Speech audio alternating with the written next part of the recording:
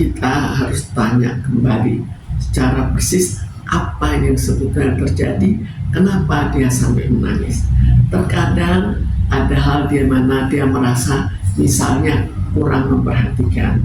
Terkadang dia merasa, oh karena saya ada beberapa kelemahan. Jadi kalau karena adanya beberapa kelemahan, maka dia menangisi dirinya sendiri. Tapi kalau dia berbuat sesuatu yang kurang baik, kurang memperhatikan, atau kurang apa, maka dia menyesali perbuatan istrinya, sehingga pada saat meninggal dia bisa menangis. Jadi bisa sangat sedih. Jadi biasanya ada sesuatu di balik itu. Bu, tapi kalau untuk kategori patah hatinya seorang laki-laki yang dihianati, itu si Baim ini udah titik klimaksnya dia untuk mengungkapkan unek-unek kecewanya dia juga, bukan sih, Bu? Sebetulnya kan orang menangis itu ada beberapa hal ya. Ada yang menangis karena sifat dia sering menangis, tapi terkadang kita tahu ada orang dengan kesedihan apapun dia tidak sampai menangis. Jadi pertama tergantung pada fisiknya, seorang yang biasa mengeluarkan air mata karena sedih atau orang yang tidak mengeluarkan air mata. Lalu jika mengeluarkan air mata, kita lihat kembali kenapa kok sampai perasaannya begitu tersentuh.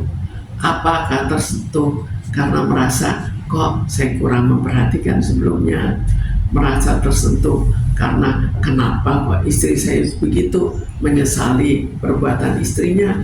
Mungkin juga dia tetap menikahi istrinya walaupun dia bertentangan dengan orang tuanya. Kan kita tidak tahu apa persis, yang kita tahu hanya menangis karena suatu kesedihan.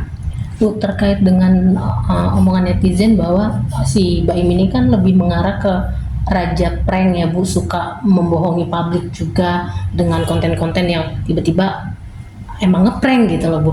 Tapi netizen menyebut bahwa klarifikasi atau ungkapan perasaan Baim kemarin itu lebih mengarah ke NPD. Mungkin bisa jelasin Bu, NPD itu apa, terus karakternya ya. Narcissistic personality disorder. Narcissistic personality disorder.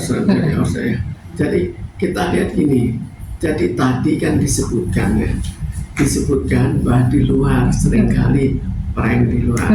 Jadi kita bayangkan kalau itu juga terjadi pada istrinya, maka ini suatu sifat. Biasanya ke istri juga begitu. Kalau ke istri begitu, lalu akhirnya karena perbuatan dia, istrinya sering menyeleweng, mungkin saja akhirnya dia merasa dosa kan. Kalau dia merasa dosa, oh ya saya melakukan hal-hal yang tidak begitu baik, lalu sebagai akibatnya istrinya begitu, maka dia bisa menyesali perbuatannya dan akibatnya dia melihat terpaksa bercerai.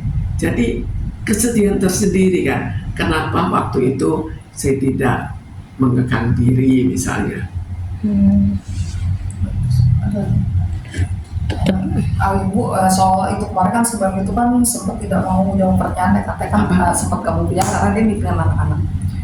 Nah itu seberapa besar sih dia masuk penjara? Bukan. Gak mau ngomong kan karena dia mikirin perasaan anak-anaknya. Selama ini baru kemarin gitu Bu, dia speak up. Ada di bawah asuhan dia, jadi kan si Bang udah keluar dari rumah, tinggal di Tiger ya, di kantor situ sama anak-anaknya, istrinya di sendiri gitu. Menurut Ibu seperti apa sih mental anak-anak yang masih di bawah umur terkait perjalanan melihat sikon gitu, orang tuanya ya, seperti itu. Sekarang kan anak itu walaupun di bawah umur kan juga ada pergaulannya. Tinggal di bawah umur berapa tahun, 1 tahun atau 5 tahun, itu kan juga masih di bawah umur. Itu kalau sudah sekolah kan sekarang terbuka sekali.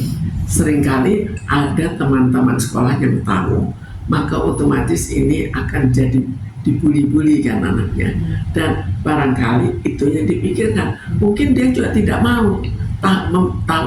mau bahwa anaknya tahu adanya perceraian.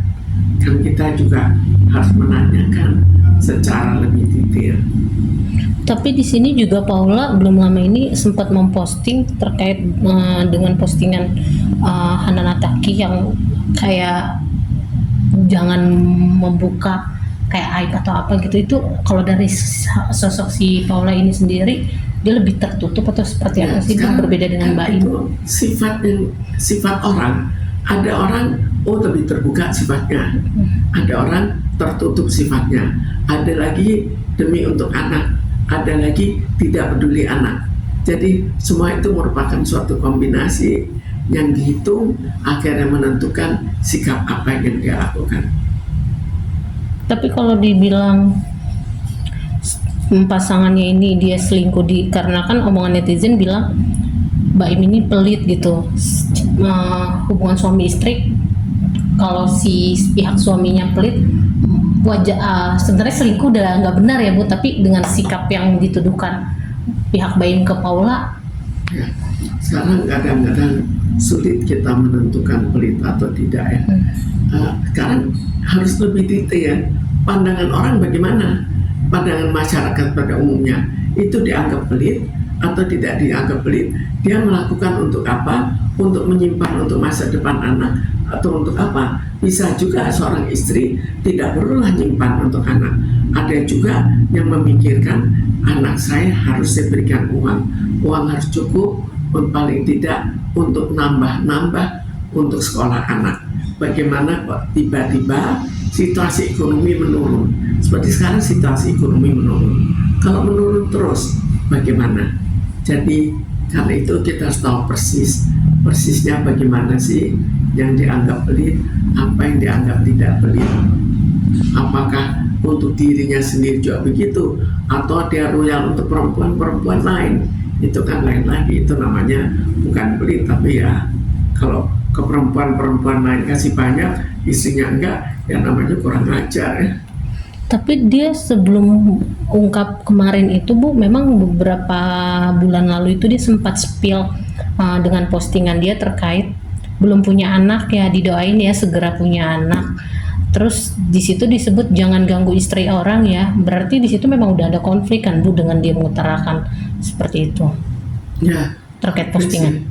Konflik sih bisa saja ya, tapi sekarang tinggal kita kan juga nggak tahu sampai seberapa banyak hal yang dirahasiakan, dan itu yang tidak bisa kita ungkap. Tapi yang rahasia itu harus kita analisa. Itu yang akhirnya yang bisa kita analisa hanya apa yang kita ketahui. Sampai disebut juga kemarin Bu terkait dengan belum bercerai Paula sudah nanya harta gono gini. Karena itu kita kan nggak tahu ya, apakah betul suaminya pelit atau istrinya yang minta harta gono gini. Kan nggak tahu siapa yang menghasilkan uang. Semua itu harus kita pertimbangkan kembali. Bagaimana peraturannya sekarang kan kebanyakan dengan pisah harta. Apakah pisah harta itu ada? Kalau itu ada, tinggal itu diikuti, itu paling gampang. Itu sudah peraturan yang disetujui bersama. Tapi kalau itu tidak ada, harus kita lihat lagi apakah wajar pembagian harta gono gininya. Kalau wajar, ya mau apa lagi, ini sudah wajar. Nah,